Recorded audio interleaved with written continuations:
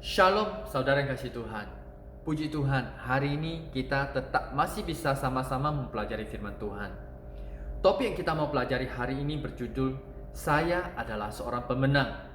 Saya percaya setiap kita pasti ingin menjadi seorang pemenang. Kita semua tahu bahwa mulut kita berkuasa. Oleh sebab itu, kita selalu diajarkan untuk memperkatakan berkat bagi kehidupan kita dan juga bagi kehidupan orang lain. Dan tidak jarang kita di dalam gereja juga sering mendeklarasikan diri kita adalah seorang pemenang, bahkan lebih daripada pemenang. Tetapi tidak peduli seberapa hebat saudara mendeklarasikan diri saudara adalah seorang pemenang, atau seberapa kuat saudara mendeklarasikannya. Di dalam kehidupan nyata, apakah kita benar-benar menjadi orang yang penuh dengan kemenangan, atau kita masih mengalami kekalahan demi kekalahan? Saya percaya setiap kita pasti punya pergumulan, dan pergumulan kita bisa berbeda-beda. Mungkin ada yang bergumul dalam hal keuangan, ada yang bergumul dalam hal keluarga, ada yang bergumul dalam hal hubungan, ada yang bergumul dalam hal pekerjaan, pendidikan, dan lain sebagainya. Dan kita selalu mengharapkan adanya terobosan demi terobosan yang terjadi atas hal-hal yang kita gumulkan. Kita juga selalu berusaha agar kita dapat mengalami terobosan. Kita berdoa, kita berpuasa. Tetapi terkadang hal-hal yang kita harapkan itu sepertinya jauh dari kita dan tidak terjadi sama sekali. Dan kita akan coba untuk menghibur diri kita. Mungkin masih belum waktunya Tuhan. Atau mungkin kita juga bisa menyalahkan diri kita. Mungkin saya masih berdosa sehingga Tuhan tidak mendengar doa saya dan Tuhan tidak mau menjawabnya. Atau kita juga bisa menyalahkan situasi keadaan yang sedang terjadi. Atau kita juga bisa menyalahkan orang lain. Karena kita lahir dari keluarga yang tidak mampu sehingga kita menghadapi hal-hal yang kita hadapi sekarang ini. Tapi saudara, hari ini kita mau belajar bahwa sebenarnya setiap kita telah diprogram untuk menjadi seorang pemenang. Nah, sebelum kita masuk lebih dalam, mari kita sama-sama baca satu ayat firman, yaitu di dalam kitab Amsal pasal 23 ayat 7 bagian A. Di situ mengatakan, sebab seperti orang yang membuat perhitungan dalam dirinya sendiri, demikianlah ia. Di dalam versi bahasa Inggris mengatakan, for as he think in his heart, so is he. Dalam ayat tersebut mengatakan bagaimana seseorang membuat perhitungan dalam dirinya sendiri, atau bagaimana seseorang berpikir atas dirinya sendiri, demikianlah ia. Dengan kata lain, kehidupan kita ditentukan oleh apa yang kita pikirkan. Oleh sebab itu, hal-hal yang saudara anggap merupakan kekalahan saudara, jangan-jangan itu merupakan kemenangan-kemenangan saudara. Mengapa saya mengatakan demikian? Coba saudara renungkan, apakah ada impian saudara yang masih belum tercapai atau saudara anggap sudah tidak bisa tercapai lagi? Dan apa yang saudara pikirkan? Mungkin saudara akan berpikir, aku udah telat, aku udah terlalu tua, aku bukan siapa-siapa, aku tidak punya pendidikan cukup, aku bukan orang kaya, aku tidak punya latar belakang yang bagus, aku tidak punya kenalan. Ya, oleh sebab itu aku tidak bisa mencapainya, atau aku masih belum bisa mencapainya. Jadi saudara menjadi pemenang atas apa yang saudara pikirkan, bukan pemenang atas apa yang saudara impikan. Menurut para ahli, kehidupan kita ada 95% dikendalikan oleh alam bawah sadar kita. Alam bawah sadar kita itu merupakan autopilot kehidupan kita, yaitu tanpa kita pikirkan, tanpa kita rencanakan, otak kita sudah memerintah tubuh kita untuk melakukan sesuatu. Coba saudara renungkan, apa yang saudara lakukan setiap pagi ketika bangun tidur? Apakah saudara melakukan hal yang sama setiap pagi tanpa saudara pikirkan? Mungkin ada yang bangun tidur langsung beresin tempat tidur. Ada yang bangun tidur, biarin tempat tidur berantakan dan dia akan langsung masuk kamar mandi. Kita akan melakukan hal yang sama setiap pagi tanpa kita mikir lebih lanjut. Demikian juga ketika kita datang ke gereja. Kita akan duduk di tempat yang sama setiap minggu tanpa kita pikir. Waktu kita sampai ke gereja, kita pasti akan datang ke tempat duduk di mana setiap minggu kita duduk. Karena ini merupakan autopilot dari kehidupan kita. Autopilot ataupun alam bawah sadar kita terbentuk dari kecil. Dari pengaruh orang tua, pengaruh lingkungan, pengaruh dari guru, buku yang kita baca, komunitas yang kita ikut. Itu yang membentuk alam bawah sadar kita. Sedangkan impian itu merupakan sesuatu hal yang baru, yang berbeda dengan kehidupan kita sekarang ini. Jikalau pemikiran kita, alam bawah sadar kita berbeda dengan impian kita, maka wajar kita akan susah untuk mencapai apa yang kita impikan.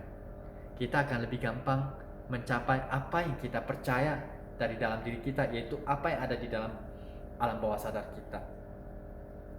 Karena kehidupan kita ditentukan oleh apa yang kita pikirkan. Demikian juga sebelum kita percaya kepada Tuhan, kita memiliki pemikiran duniawi. Nah, ketika kita percaya kepada Tuhan, apa yang dikatakan Tuhan di dalam Roma 12 ayat 2? Jangan serupa dengan dunia, perbaharuilah akal budimu. Tuhan meminta kita untuk perbaharui akal budi kita. Karena kalau pemikiran kita masih serupa dengan dunia, kita akan susah untuk mengikuti langkah-langkahnya Tuhan.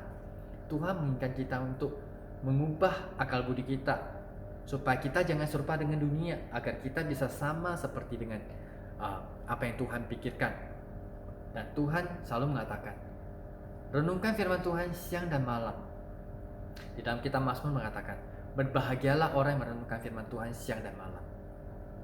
Ia akan seperti pohon di tepi aliran sungai, daunnya tidak layu, berbuah pada musimnya, dan apapun yang diperbuat berhasil dan beruntung. Karena ketika kita terus merenungkan firman Tuhan, maka pemikiran duniawi itu akan terkikis habis, dan kita akan berpikir selaras dengan cara Tuhan, dan kita akan terus bertumbuh di dalam Tuhan.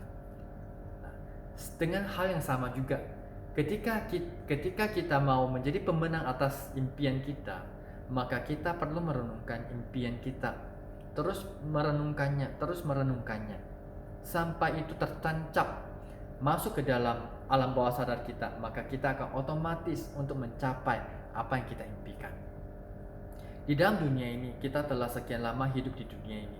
Kita telah terpengaruh oleh banyak hal di dunia ini, yang terkadang beda dengan apa yang kita mau. Saya masih ingat, pernah sekali saya diundang untuk membawa seminar di dalam sebuah perusahaan. Di dalam seminar itu, saya menantang karyawan-karyawan di tempat itu untuk menyatakan kelebihan mereka. Tetapi tidak ada seorang pun yang berani untuk mengatakan kelebihan mereka. Mereka akan terfokus pada kelemahan mereka. Karena menurut mereka, ketika kita mengetahui kelemahan kita, maka kita dapat mengubahnya. Kita dapat pelan-pelan mengubah kelemahan-kelemahan itu, mengikis habis kelemahan-kelemahan itu. Tetapi kenyataannya, ketika kita lebih fokus pada kelemahan, kita akan memperbesar kelemahan kita, dan kelebihan kita akan lenyap. Tetapi apa yang ada di dalam pikiran mereka, itu adalah ketika mereka tahu kelemahan, maka mereka dapat membuang kelemahan-kelemahan mereka dan tinggal kelebihannya. Nah, ini sebuah pola pikir yang berbeda. Saya harus mengubah pola pikir mereka untuk kita dapat fokus pada kelebihan kita masing-masing, agar kita menjadi orang yang percaya diri. Karena ketika kita tahu kelebihan-kelebihan kita, maka kita bisa menjadi orang yang percaya diri, dan kelemahan-kelemahan kita itu akan pelan-pelan terkikis habis. Daripada kita terlalu fokus pada kelemahan, maka kita akan menjadi orang yang pesimis. Karena ketika kita fokus pada kelemahan, itu tidak akan membuat kelemahan kita itu hilang. Ketika kita fokus pada kelemahan, itu hanya akan membuat kita menjadi makin lemah. Tapi ketika kita fokus pada kelebihan kita, maka kita akan menjadi orang yang percaya diri, dan kita akan menjadi orang yang bisa dipercaya untuk melakukan hal yang lebih bagus. Demikian juga di dalam hal kehidupan kita. Apa yang saudara pikirkan di dalam hidup saudara? Saudara mungkin memimpikan sesuatu, tetapi di dalam diri saudara belum bisa benar-benar mempercayai saudara bisa mendapatkan apa yang saudara impikan. Terus bagaimana saudara bisa mencapainya? Dengan terus memperkatakan, terus doa tapi saudara tidak percaya, kecuali mujizat terjadi. Jika tidak, maka saudara hanya akan menjadi pemenang atas apa yang saudara pikirkan sekarang ini. Mari kita ubah pola pikir kita, merenungkan apa yang kita mau. Kita akan menemukan gagasan-gagasan baru dan tanam di dalam pikiran kita, masuk ke dalam alam bawah sadar kita. Maka kita akan secara otomatis, pikiran kita otomatis sesuai dengan gagasan kita, dan cepat lambat kita akan menjadi pemenang atas apa yang kita impikan. Mari kita sama-sama belajar untuk mengubah pola pikir kita agar kita benar-benar menjadi seorang pemenang di dalam kehidupan kita yang kita inginkan. Terima kasih Tuhan. Mari kita sama-sama berdoa. Bapa, terima kasih buat hari ini. Dan Tuhan, Engkau menciptakan kami beda dengan makhluk lain. Engkau memberikan kami akal budi, pemikiran. Bapa, biarlah hari ini Tuhan, Engkau menjamah setiap kami. Ajari kami untuk berpikir, memiliki pola pikir yang baru, yang sesuai dengan kehendak-Mu. Biarlah kami benar-benar di dalam Engkau, dan seperti yang Engkau katakan, biarlah kami menjadi pemenang, bahkan lebih dari pemenang. Terima kasih Tuhan, urapi setiap kami, bawa kami lebih dalam lagi mengenal-Mu. Terima kasih Bapa. Di dalam nama Tuhan Yesus, mari kita sama-sama katakan, Amin.